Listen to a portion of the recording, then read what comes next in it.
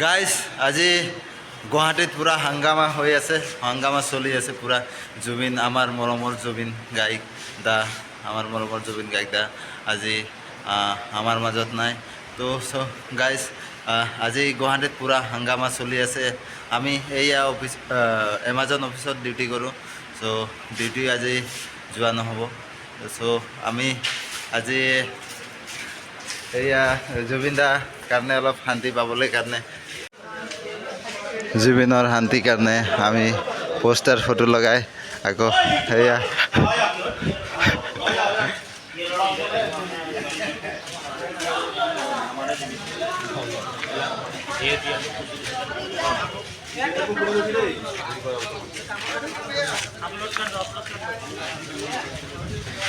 এয়া আমাৰ অফিচৰ যিমান মানুহ চবেই আছে ইয়াত।